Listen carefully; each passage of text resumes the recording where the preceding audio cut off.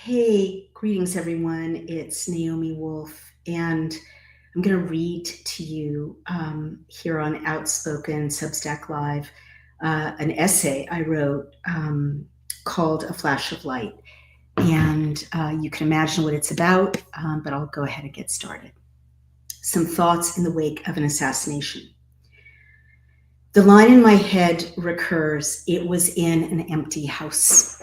It was in an empty house that I once spoke to Charlie Kirk. To my knowledge, it was the only time we ever did speak. It was in April of 2022, an interview for his podcast, The Charlie Kirk Show, quote, Pfizer and a Multi-Generational Fertility Crisis with Dr. Naomi Wolf. And I'm just making sure that lights are on and cameras on and you can see me. There's a lot of light coming from behind me, but I think it's still okay. So I'll just keep going.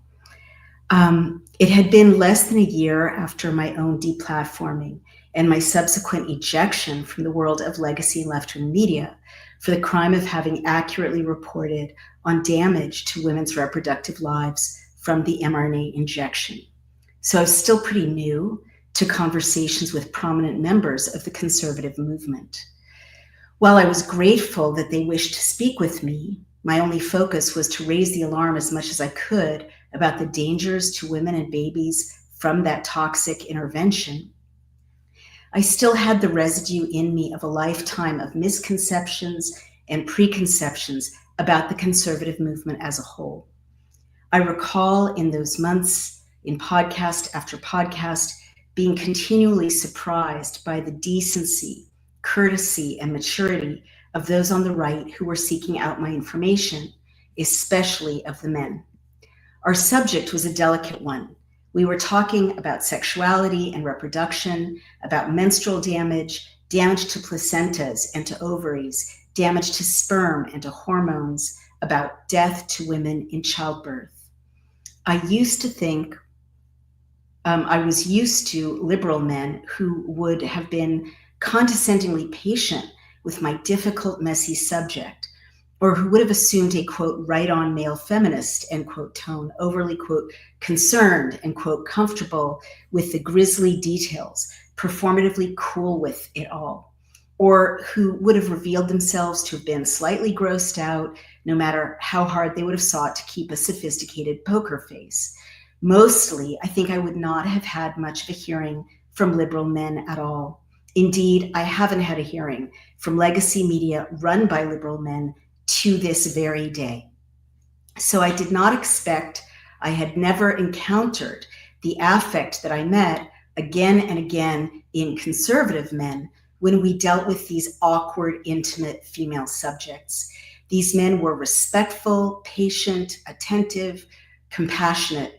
They were grown-ups. They did not ever show aversion. They were not repulsed or salacious or crude. Rather, they showed great empathy for the details of what women went through in the best of times, but certainly if made unnaturally ill by this intervention, in order to menstruate or be intimate sexually with men, to get pregnant, to carry babies, to deliver them, and to nurse them.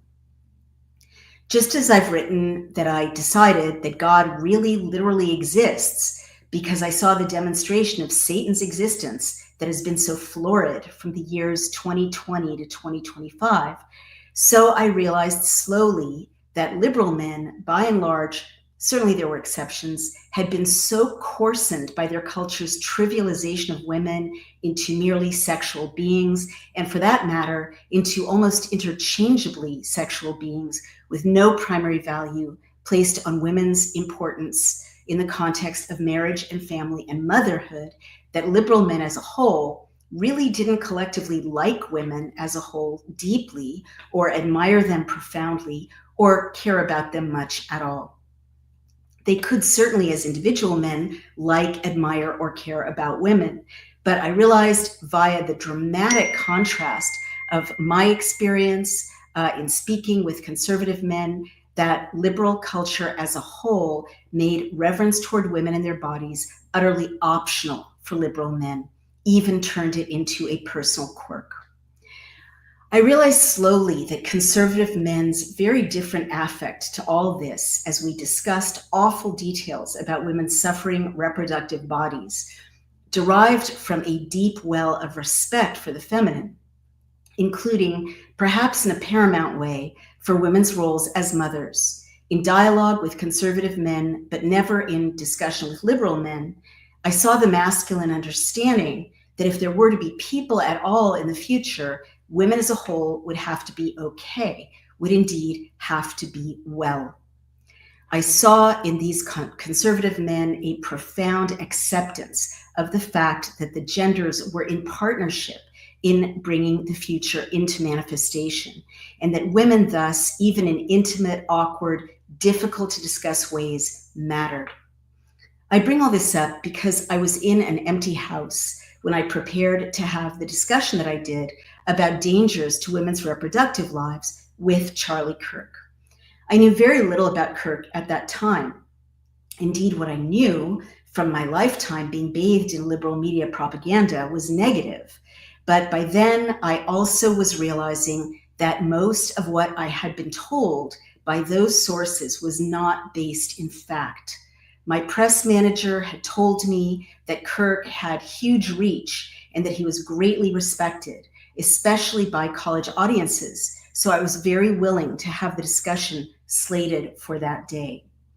I keep mentioning that I was in an empty house because that empty house keeps haunting me in the aftermath of Charlie Kirk's assassination. I had bought it after I saw in February of 2022 that the truckers in Canada had been debanked. I too was afraid of being debanked, so I thought it sensible to put the last of my savings in something that would be more difficult to take away from me and my family. But I also had dreams for that house. It is on 5 acres of hillside in a rural part of the Hudson Valley. The couple who had built it in the 1990s, both of them now deceased, had planted what had been a raw hilltop with graceful Japanese maples that turned bright red in fall, with towering oak trees and with blueberry bushes, with a grove of evergreens. The late wife had set out a back patio that is a spacious half circle, perfect for outdoor gatherings, in herringbone red brick, and had placed a small wrought iron bench under a pine tree. She had set rose bushes with their red rose hips in autumn around the patio and had planted sage and lavender bushes in another half circle at the side of the house where you can wander in little pathways. The late wife, we know her family from whom we bought the house, put small stone statues. One is a maiden bearing an urn, and one is a low, white, broken pillar with an angel seated upon it, pensive, here and there in her garden, evoking another century and a romantic, thoughtful mood. When I saw this house for the first time, I imagined its future as a classroom, as a small fragment of a university. Indeed, I felt that the colleges and universities, even the great, the storied ones, had lost their intellectual authority and had groveled before unscientific nonsense in the pandemic. I also felt, even apart from that travesty, that the universities and colleges had largely ceased to teach writing rigorously or to instruct young journalists in journalism with old-fashioned editorial ethics, or to provide real histories or biographies in their library stacks, unmediated with contemporary spin and propaganda. I felt that young people were in such polarized camps and so fearful of being canceled that civil debate was dying out. And I knew from our team of doctors and scientists working on the Pfizer papers that many of them felt that real medicine was no longer being taught in medical schools, that the scientific method was being laid aside.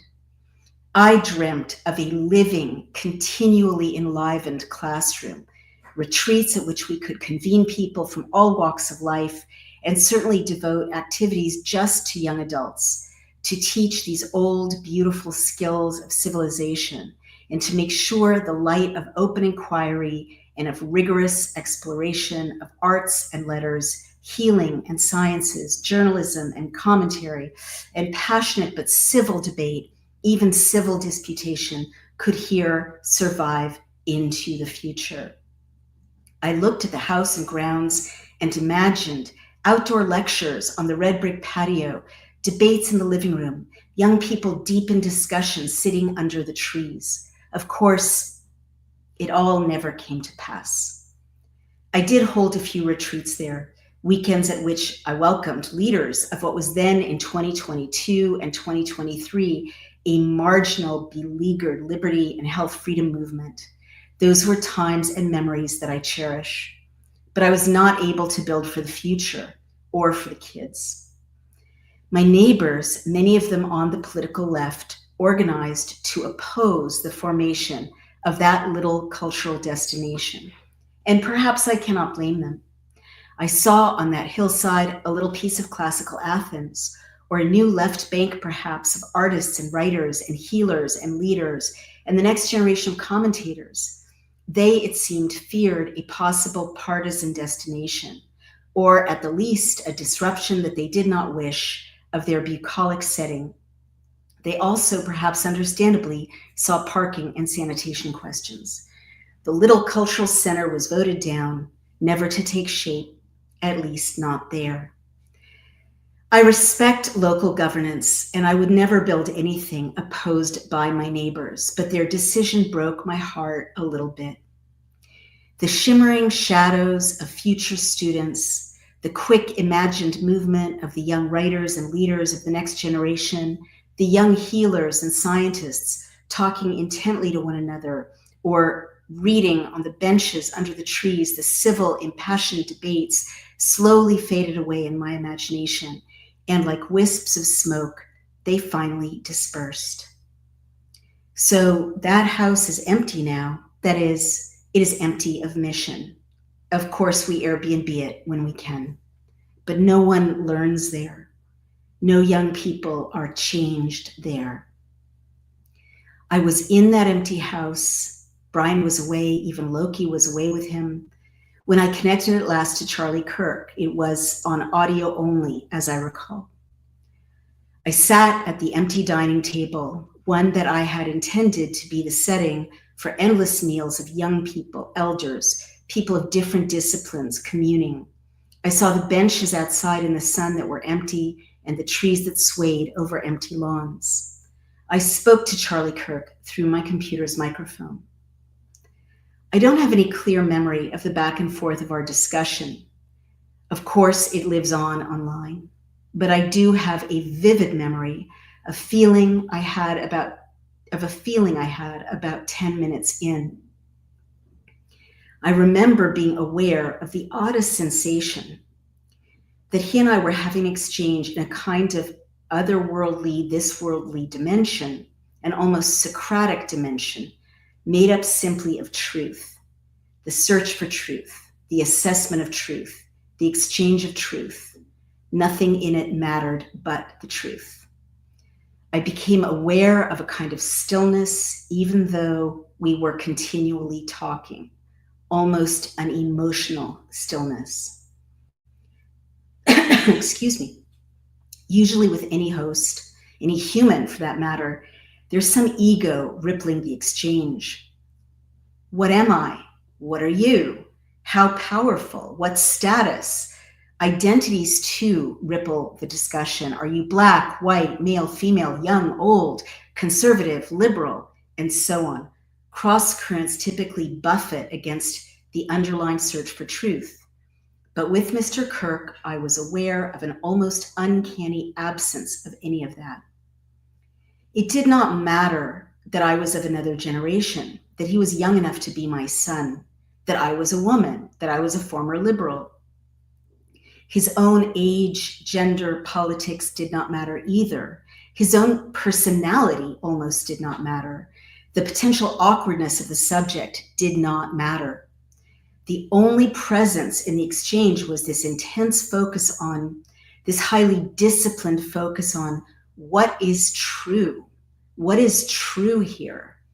And when we do find the truth, what do we most morally do with it? That's it. That's what I wanted to tell you. But I also want to tell you this. I keep thinking about my having had that conversation with the now late Mr. Kirk in that empty house, that forlorn house shorn of its mission, because I don't think that house, metaphorically speaking at least, is really empty anymore. Here is what I mean. I do feel that we are living in strange and awe-inspiring and terrible times. I do not wish to talk about any abstract meanings around this young man's murder at the expense of remembering and honoring the fact that this was a real young man with a real grieving young family, really mourned by real friends and loved ones, many of whom are suffering around me and Brian right now. I never want insensitively to treat someone's real lost life, someone's real murdered loved one, as a symbol. But having said that, I do feel that this murder is also having national metaphysical consequences. I do not understand how human events can happen on two such different planes, but clearly they can and do. Some people are people and also take on an archetypal role in the life of a nation. Presidents Lincoln and Kennedy, of course, Dr. Martin Luther King Jr. I do feel, many feel, that this young man's death is both real and already archetypal.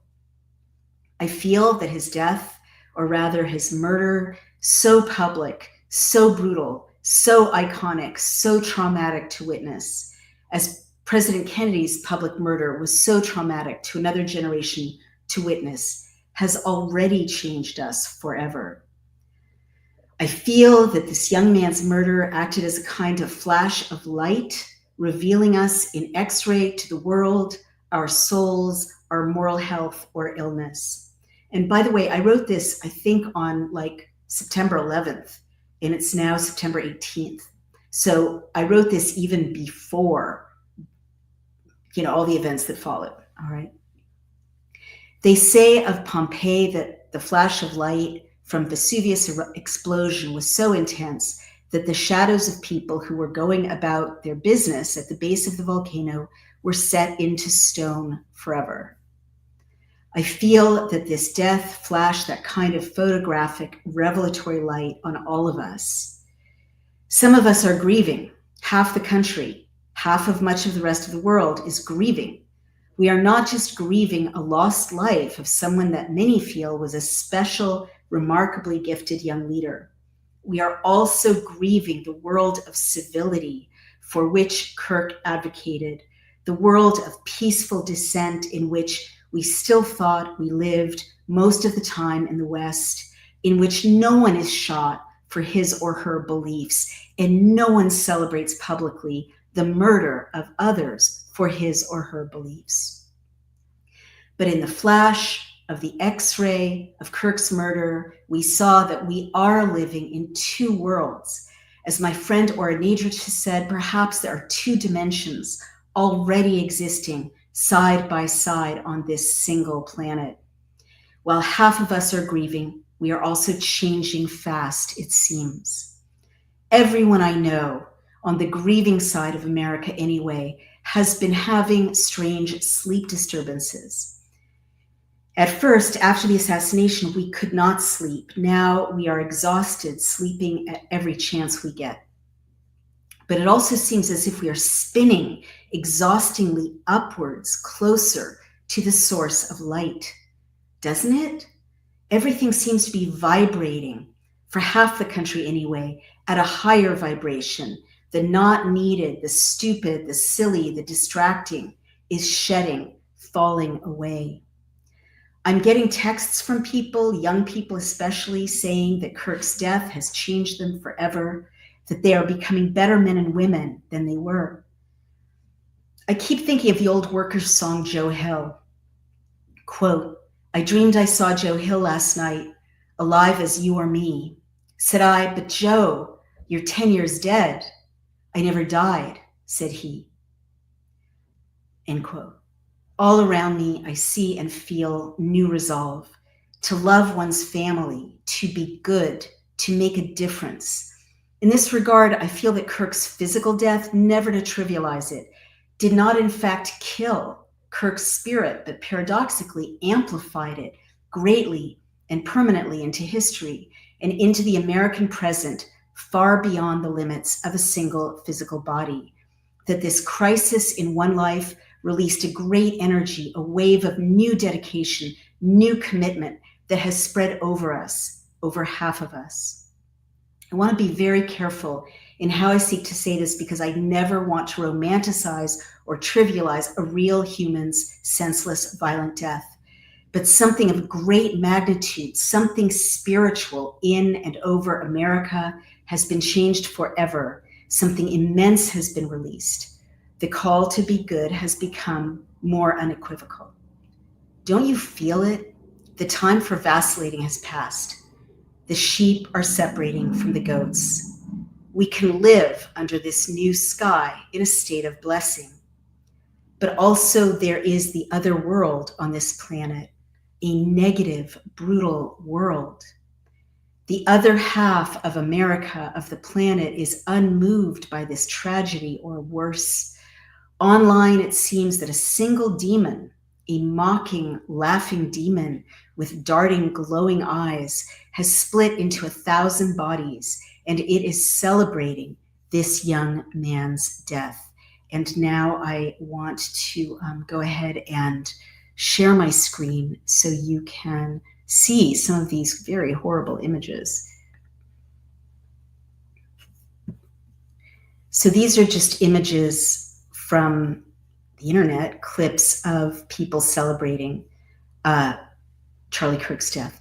I don't even understand how this is possible. The same ugly, distorted expression of glee, the same hideous grin is manifesting in a 21-year-old blonde girl in a southern town who posts online celebrating Kirk's death, a gay man walking his dog on the Upper West Side of Manhattan, a suburban middle-class woman with a bob haircut on a sidewalk in Seattle, a gray-templed college professor in Michigan, and so on, all celebrating in exactly the same tone, the same words. How is that possible? They repeat what sounds like a talking point. I don't care. I have no empathy. They're also repeating, since I wrote this, very horrible, all these phrases are horrible, but like supernaturally horrible phrases like rest in piss, which as a student of language, these phrases really strike me because they're not organic, right? Language doesn't evolve that way. It doesn't even twist that way organically. That's some sort of unnatural intervention in how language organically works with human beings, even angry or mocking human beings. Is it a hex, paid influencers, a script? It is utterly frightening to see so many human-looking beings boast publicly of being literally sociopaths. And there's another one. And here are some more. Look at the expressions on these young ladies' faces, either demonic or dead, right? Like zombie-like. Okay. I think of the passages in the Gospel of Mark 5, Luke 8:26-39, and Matthew 8:28-34, in which Jesus encounters a demon-haunted man, quote, in the region of the Gerasenes.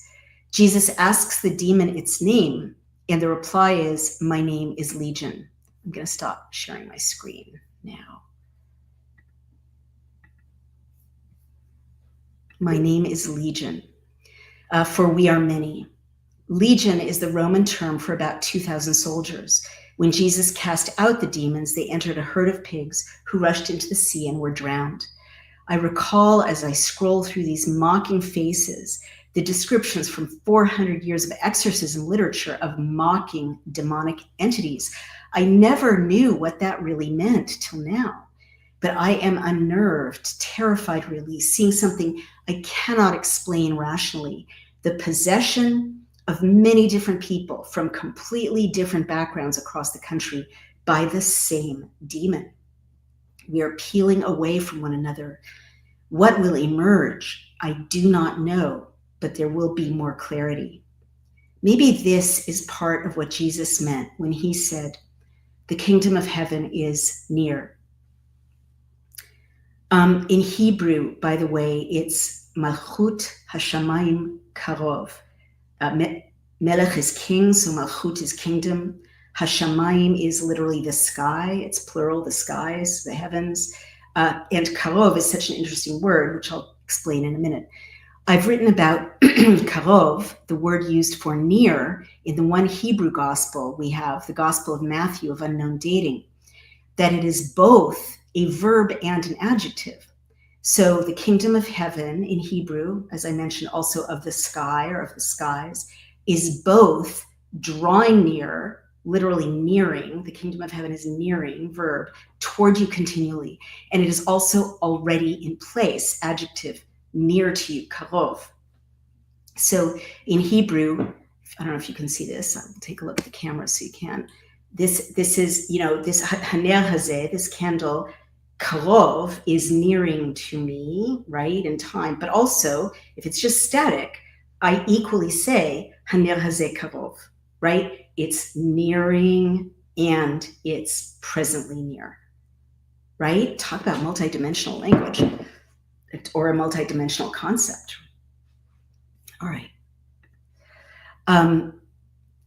Is already in place near to you. Maybe this flash of light over America that followed and is part of this horrific death reveals where the kingdom of heaven is. After all, it is available inside us right now, as well as always drawing close to us, if we draw it close to us, right?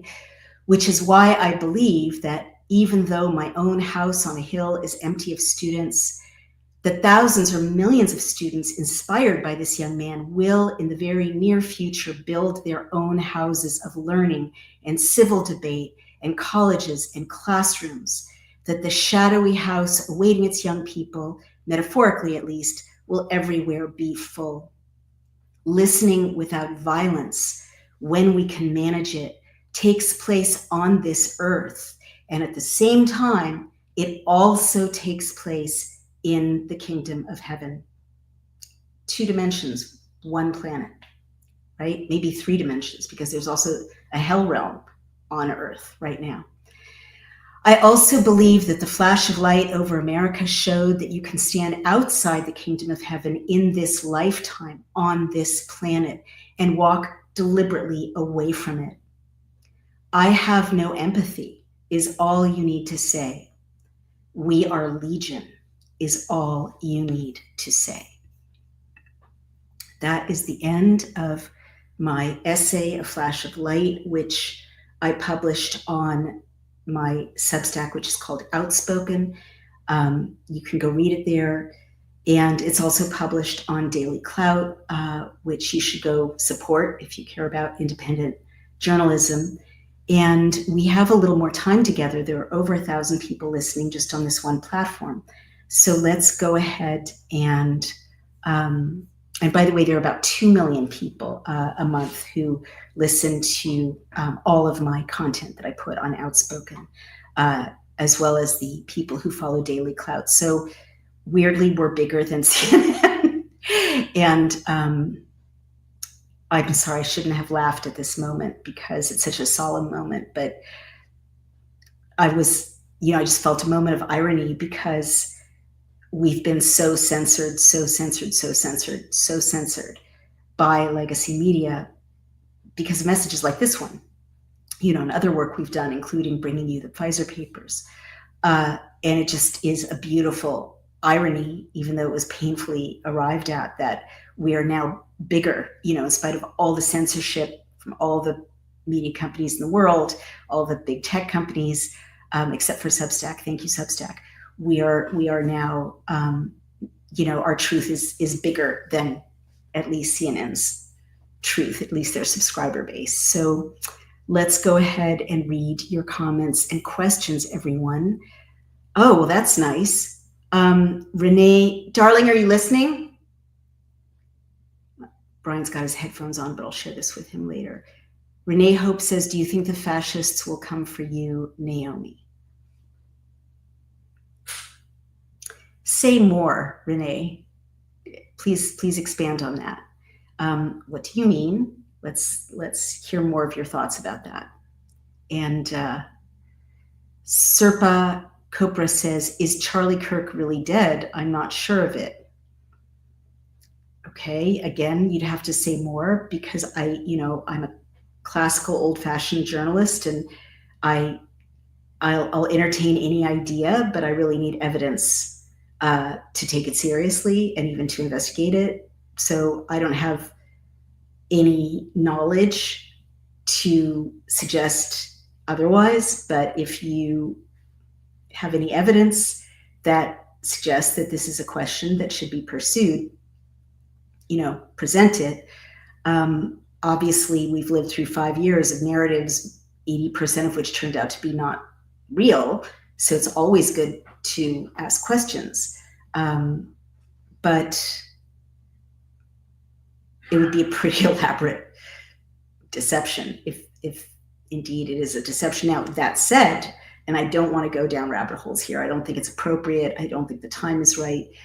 But I'll say superficially what other people I respect, like Steve Bannon, are saying, without going deep into rabbit holes at all, that, I notice anomalies in a pattern. Like after 9/11, I was in Manhattan, and I noticed that a crime scene was not, that they carted away the rubble of the Twin Towers to China when it was still an active crime scene with, DNA in it and human beings in it and evidence in it. They just carted it away. They didn't close it off. They didn't cordon it off. They let our enemies take the evidence. Well, that's anomalous. A crime scene is supposed to be roped off and sterilized, not touched by anyone except law enforcement and investigators. So that's weird.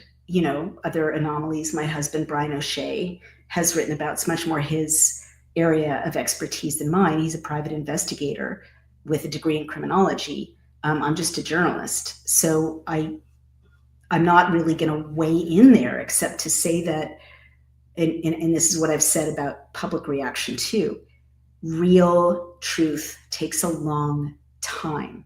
A real investigation takes a long time. And we're still in a country in which, we have the Constitution and the Bill of Rights. People are innocent until proven guilty. So I'm not comfortable with our law enforcement, even in an administration I support, saying we have the killer. We don't know that we don't know who the killer is. We don't know who the killers are for this, for, the would-be assassins in Butler.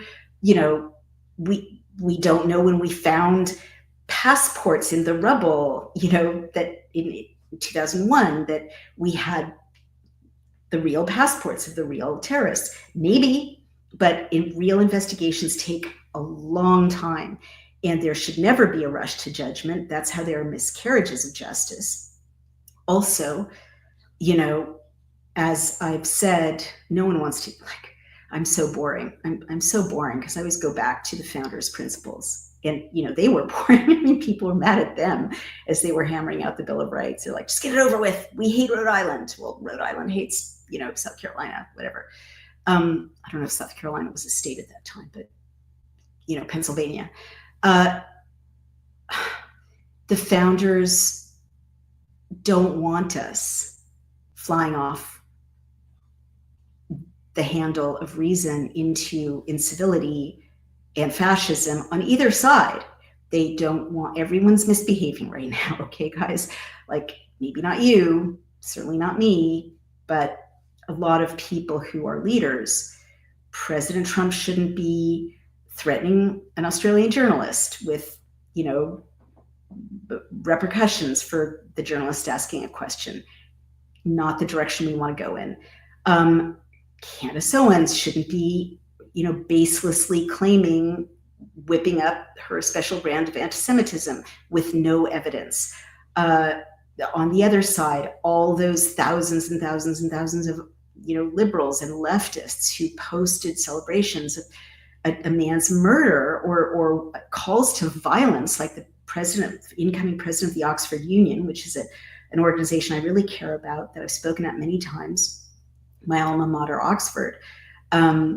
He shouldn't be saying, let's go, about the death of one of their speakers, which is such a security threat to future speakers, or saying, by any means necessary, these institutions should be deconstructed. That's a quote from Malcolm X, and it was a violent quote. It's a call to violence. And, I just sent loved ones who live in Corvallis, Oregon, a manual that Antifa has put together, basically calling for stirring up Israel as a wedge issue. That shouldn't be happening. There's so much division. We found and reported on Daily Clout, we did a summary of a lot of news reports about what turned out to be, at least so far, confirmed, that there was chat about a potential act of violence toward Charlie Kirk in advance of his arrival at the Utah University on LGBTQ and trans chat groups. We reported on it, but I was very uneasy reporting on it because, don't generalize to all LGBTQ people, all trans people, don't use information that some crazy people happen to be in those communities as an excuse to hate all people who are transsexuals or transvestites. The word trans, as you know, is a recent coinage, and I don't credit it because it doesn't mean anything. But, don't, now throwing Israel into the mix, and it's the Jews, it's Mossad. Like, we don't know what the end of this story is. There's all kinds of pressure on our government from all kinds of foreign powers, including Turkey, including Qatar. Loki wants to be in on this conversation. Certainly AIPAC is influential, but to baselessly throw in, Mossad did it, baselessly say, there's pressure for, the Jewish threats led up, like, it's so bad. And I just also want to say it's empowering crazy people. Loki, just come on into my lap, honey. He's like nudging me, but not making the leap. Here, sweetheart. You want to join the broadcast? Join it. It doesn't help us, right? If there's not real evidence and real human beings, it doesn't help us, and it never helps us to abstract to a group. Like, not every Israeli, not every Jew, not every Muslim, not every gay person, not every Christian. I mean, we could go on and on and on, but this kind of flying apart into separate camps and, accusations, baseless accusations, counter accusations, based on identity, that is what the bad guys want. That's what they want, to destroy the most beautiful thing about the United States of America, a pluribus unum. We, out of many, one. We are many religions. We don't have a state religion. Ladies and gentlemen, the founders did not found a Christian country. Ladies and gentlemen, I love Jesus Christ. I respect Christianity. The founders very specifically didn't emulate Britain, which they fled because, they saw that the Church of England could be tyrannical, that the Church of Rome could be tyrannical, that Christian kings and queens had burned martyrs at the stake, and beheaded the Catholics, beheaded the Protestants, burned the Catholics, burned the Protestants, destroyed the Catholic monasteries,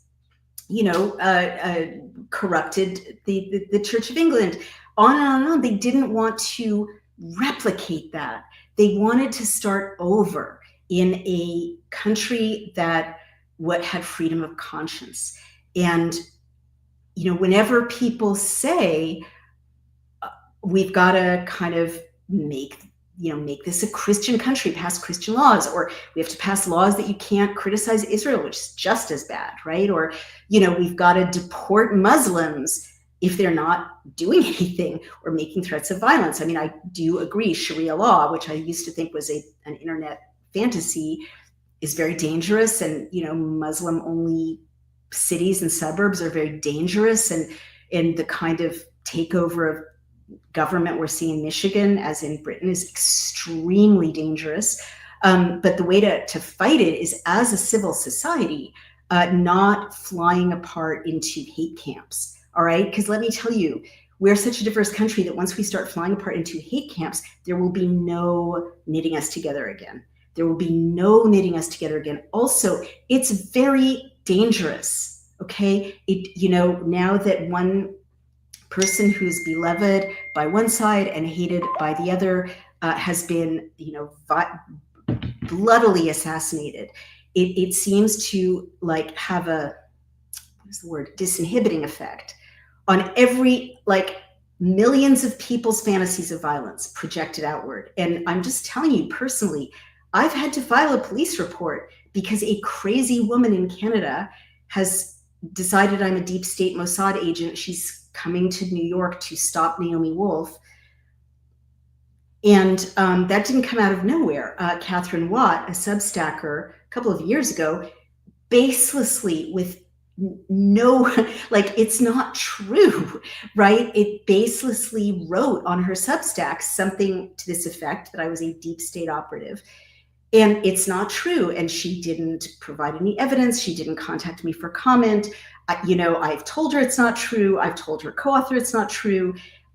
No evidence. But in this irresponsible world of, online journalism, where people don't feel obligated to do what old-fashioned journalists like I have to do, which is provide documentation for every assertion, things like that, which, start out as kind of annoyances that are, an embarrassment to the author, to, cook up such a ridiculous slur with no evidence or truth to it. It morphs at a time like this into putting a target on a public figure's back, especially if that public figure is Jewish, at a time of, very heated, whipped up discussion about Israel and the Jews. So it's not funny. I used to think it was amusing to be called a deep state whore by this crazy woman. Because I was like, I'll make a t-shirt, deep state whore.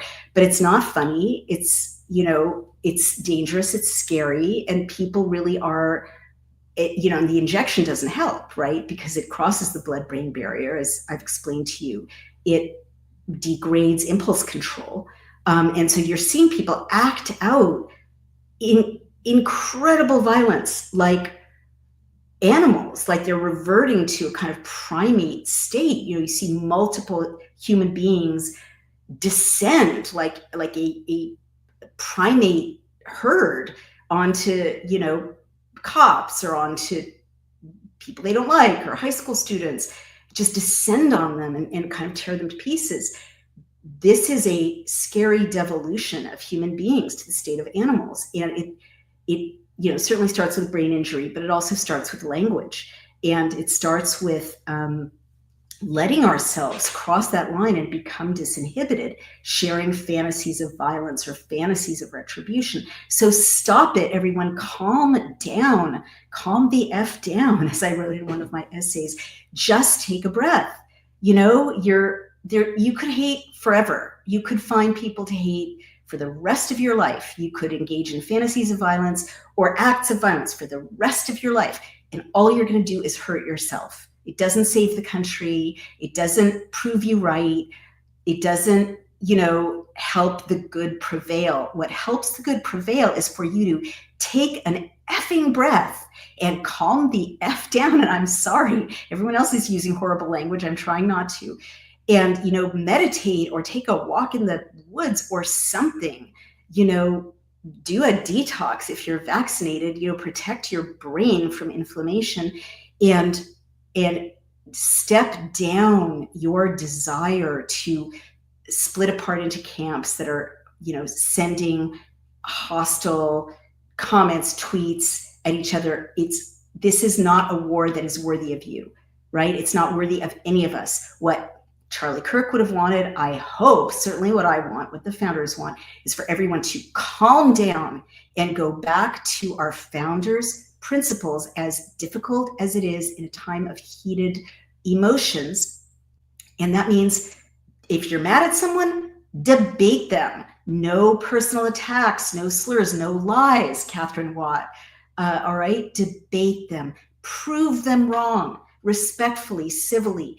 Post your evidence respectfully, civilly. Meet them ideally face to face, which is why I love what a pub in England did, which is set aside a kind of a debating table with two chairs facing each other and just a card table. We need that in every public space in America. This, by the way, is why there's been a systematic erasure of public spaces over the last 40 years, I would say. Parks used to have picnic tables and chess tables in Washington Square Park with seats where people could talk to each other. Even park benches, right? You used to sit side by side and have a conversation. Now, with devices, it's not even socially acceptable to have a conversation. But auditoriums, town halls, all of those things have been kind of phased out.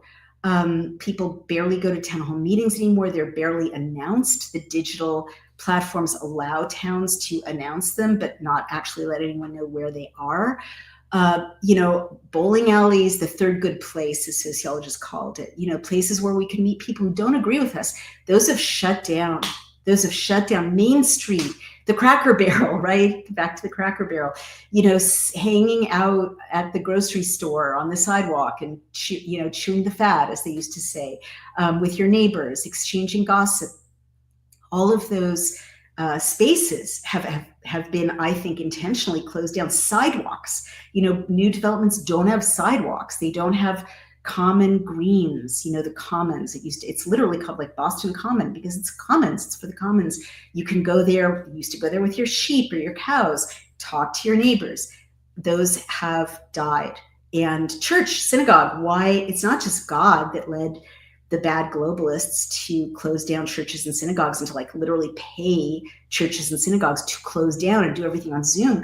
I think it's for political reasons too. They didn't want people talking to each other, especially not across party lines, because then if someone were to say, well, trans people are all insane, would be assassins, you would happen to know a cross-dressing person in your knitting club or whatever, or all Muslims want to behead us. You would know the Muslim family down the street who, helps you bring food to homebound elders in your, community.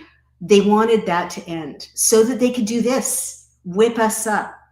And I will tell you again, it is very dangerous. And you think it's just targeting people you hate. It's going to target you. It starts with people you hate. All right,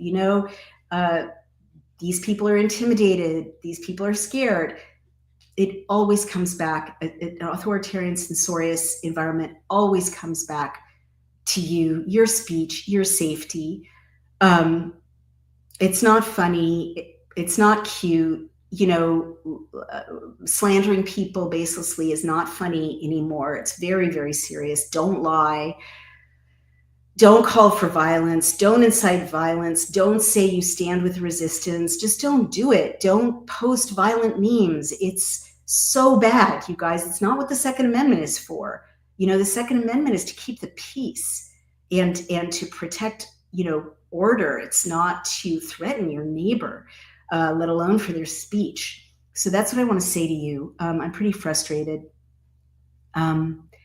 I would like Renee Hope to expand on what she means by, do I think the fascists will come for me? Well, as I've explained, I've had death threats for much of my life. It's how I met my husband, speaking up for Gaza, by the way, in 2015, and for civilians in Israel who are being targeted. So I'm not scared now because I will repeat what Brian has said on many a podcast recently, which is, if anyone kills me, Brian will kill them. So that's on the record. And he's a very good shot and he's very highly trained. So don't even think about it. But a Canadian fascist was threatening Naomi. I don't even know if she was a fascist. She's just a scary, sad person. But it's not the point. Like anyone, there's so many crazy people, right? It's all about dialing down the temperature. And that's what I want you guys to do. LinkedIn user says, finally read your book, The Bodies of Others, sits on my shelf next to the real Anthony Fauci, ironically. Thank you. Thank you. I'm very proud of that book. I think it did a lot. Jack Gibson says, wasn't it dust, not real rubble, that was taken away from ground zero? I don't really know the answer. The images we saw was rubble and dust, but it is true that there was, kind of evaporation of the physical structure of the towers in a way that didn't make sense. I mean, I didn't want to really address this in my career because there's so much nonsense and speculation about 9/11, but I think it's pretty well established that they didn't fall in a normal way. Let's just put it that way. I mean, I kept thinking about southern Lebanon, where I'd gone with the occupying army as a journalist. And I had seen a lot of buildings that had been bombed, and they didn't fall right into their own footprint by and large. They fell into the street or in another direction. I mean, it's very rare that something is, I'm not an engineer, but it's very rare that something is on perfectly level ground and is going to fall right into its own footprint. But it was difficult to travel as a journalist into southern Lebanon because the streets were, there was rubble 20 or 30 feet high, and it wasn't dust, it was rubble, so it didn't look like that, and I was in Lower Manhattan soon after 9/11. And that's part of why I became a conspiracy theorist, like not trusting the government, because just something very simple, nothing very profound. The head of the EPA told us the air in Lower Manhattan is safe to breathe, and so we took the masks off our kids' faces because the head of the EPA told us that sentence, the air in Lower Manhattan is safe to breathe. She was lying. It wasn't. People got very sick, horrible asthma, and children down in that area, respiratory issues. And many of the first responders got very, very sick, and many of them developed cancer and died. So, 26 years ago or 25 years ago, I had a very vivid illustration that, the government was perfectly prepared to lie to us and risk our children's health. And that was, unforgettable. Rosie Posey says, thank you, Naomi. We need to know history and people like you to remind us to calm down. Thank you, sweetheart. But at a certain point, can't you remind yourselves, right? I mean, that's part of what worries me. And I know you're just being honest, but we are encouraged so much to outsource our superego, and our moral, our conscience in our adulthood to prompts from our phones or from our leaders. And that's part of what I'm inveighing against in this podcast, that if you listen to me tell you to calm down instead of listening to yourself telling you to calm down, nothing will stop them from saying, okay, Rosie, now don't calm down, now spin it up, right? Or calm down when you shouldn't be calm, So we have to start thinking for ourselves again and thinking critically. And thank you for very sweetly, attributing to me a leadership role and telling you to calm down, but that's not what I'm trying to do. I'm trying to invite you to remember, and it's hard, right? Because these devices have trained us so assiduously not to be grown-ups anymore, but I'm asking you to be grown-ups. Okay, I think that's what Charlie Kirk was asking for.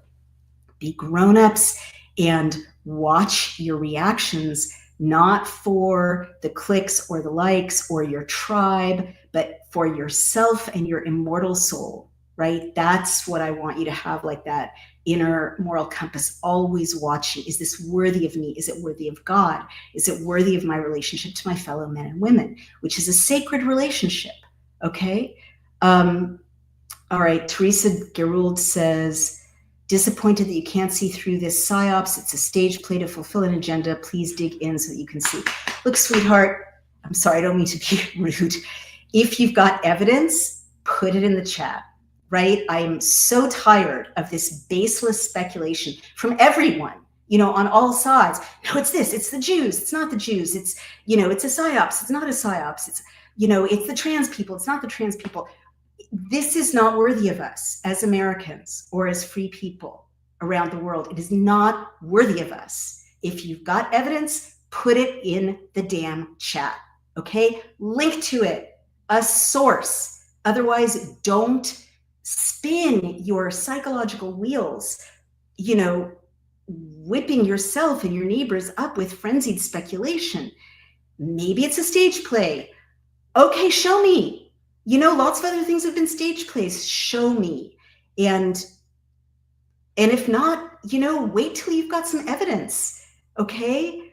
Because otherwise it's not journalism. It's not citizen journalism. It's just fantasy. And whatever it is, fantasy porn, fantasy sports, fantasy relationships, fantasy political action on our phones. We have to snap out of it.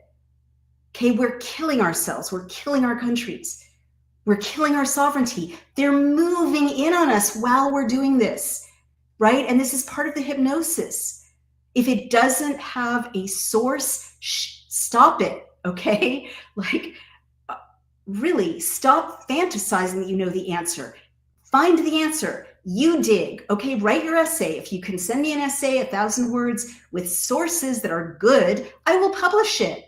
Okay, fine, but show up with your opinion. Seriously, show up with your argument, face me, face the world with your argument sourced, because otherwise what you're going to have is 3 or 4 real people really trying to get at the truth with targets on their backs, 500 people paid by Qatar, or paid by AIPAC, or paid by Turkey or whatever, or Big Pharma, to lie to you, and 330 million people, in a daze, going whichever way the wind blows. Okay, and we can't run a democracy that way, you guys. We can't have a sovereign nation that way. So I hope you understand what I'm trying to say to you. Can you tell me in the chat if you understand what I'm trying to say to you? Because kind of a big argument I'm trying to make here, and it encompasses a lot of things. Autonomy, factuality, calming down, assessing things, critical thinking, debate. But I'm really trying to tell you something important, snapping out of the fantasy.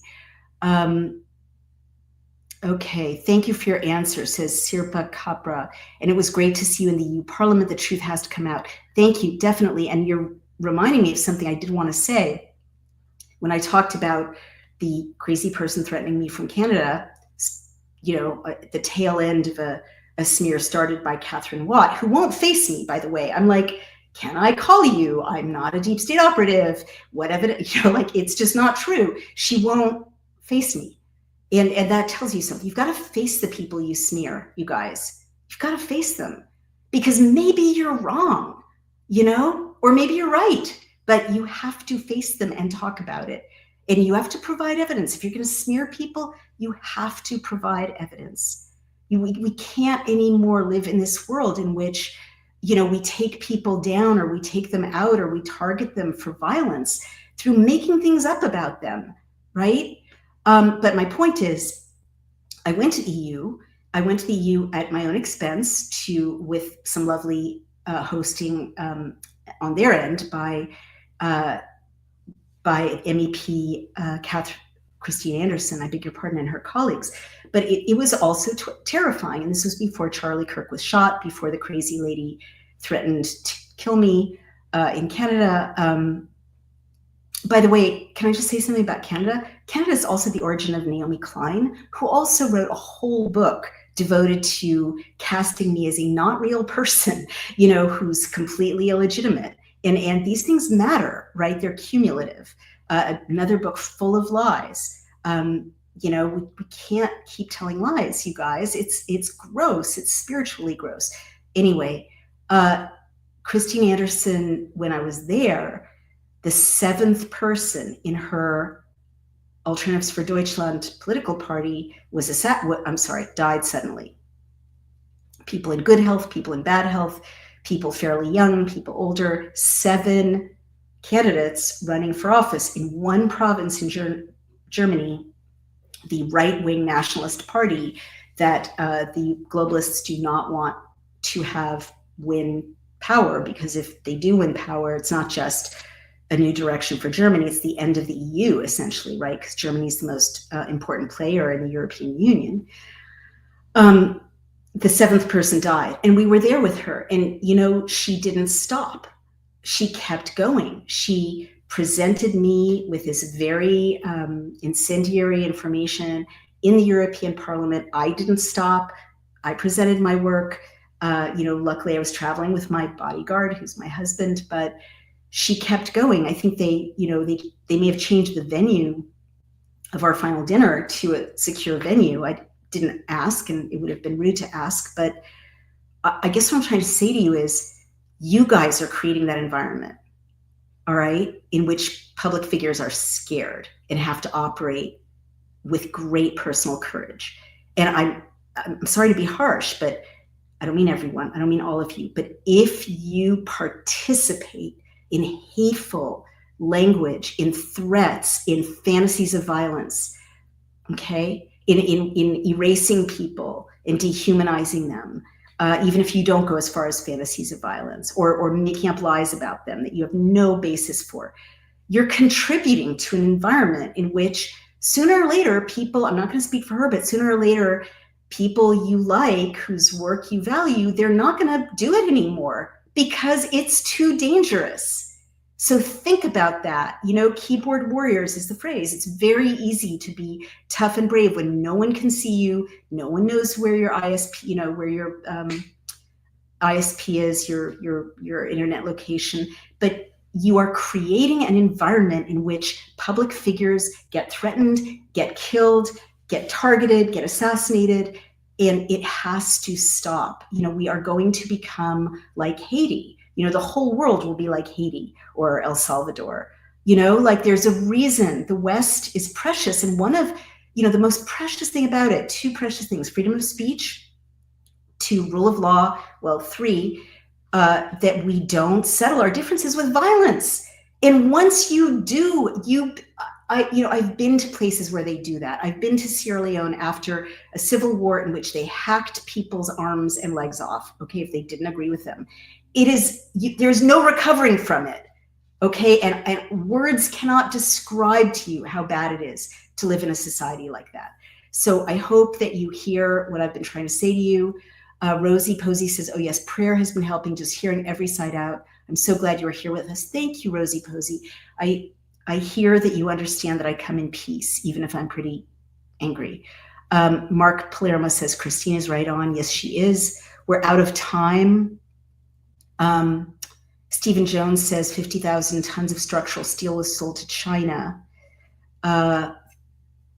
And Teresa is, repeating that this is a government psyops. Again, happy to see your evidence, Teresa, but it's really kind of a waste of my feed until you have some evidence. I'm sorry. I welcome everyone speaking, but also, let's start to be grown-ups with how we speak. Because, imagine if it was your loved one, maybe you're right, but give me some evidence, okay? I should stop now. I will go. I have to walk my beautiful dog. He wants my attention. You've been very patient. Thank you for listening to me. I will get back to a peaceful state at some point. Right now, I'm pretty angry and upset. So I'm sharing with you what it feels like to be on the other side of, being in public in this environment of so much violence and hostility and hatred. And I love you guys. Thank you, Stephen Jones, for the heart. People are talking about Naomi Klein being upset about how she's being mistaken for me, a conspiracy theorist, and it hurts her profession. Well, sorry, Naomi Klein. Turned out I was right and you were wrong about the most important events in the last few years. So I know I'm standing on the right side of history, but thank you. Peace and strength, says Mark Palermo. You guys, if you want public figures to keep fighting the good fight in this environment, as I said, speak your truth in peace, with love, if you can, even if you're angry. I just shared anger with you, but I hope I did it in a loving way. And also remember to support them, okay? Christine Anderson shouldn't be alone. If you support her, I shouldn't be alone. If you support me, Mark Crispin Miller shouldn't be alone. If you support him, Steve Bannon, like all of these people, or your own favorite list, you have to start supporting them because they have to hire lawyers and bodyguards and cybersecurity people. It is hard to call for free speech in a hate and violence speech environment. So I always say, you get the media that you support, you get the public figures that you support, and it's very hard to be a public figure speaking the truth these days. Please support us all. Stand up for us. And again, stand up for it best by having your disagreements peacefully. I'm over at Substack. It's called Outspoken. Please subscribe. Our free subscriptions are 120,000. Our paid subscriptions are less than 4,000. There's no paywall. So if you can afford to subscribe and help someone else, read my work, who can't afford it, please do. Or if you just care about helping me do what I do, it's very difficult, very expensive, please be one of my paid supporters over on Outspoken. Also Daily Clout, subscribe or donate. Independent journalism, and two amazing products, BillCam and Legisector.com, that let you follow live state and federal bills transparently without the ability of being lied to about what's in them. It's an incredible gift we've given, democracy, but again, it's expensive. Hosting, tech people, fixing it, upgrading it, making it better, taking your suggestions. So please subscribe there. It'll change your life, or give a gift subscription over at Legisector.com or BillCam.com. I love you guys. I will calm down. I'll go take a walk. Thank you for listening. And I really do love you. Okay, bye-bye.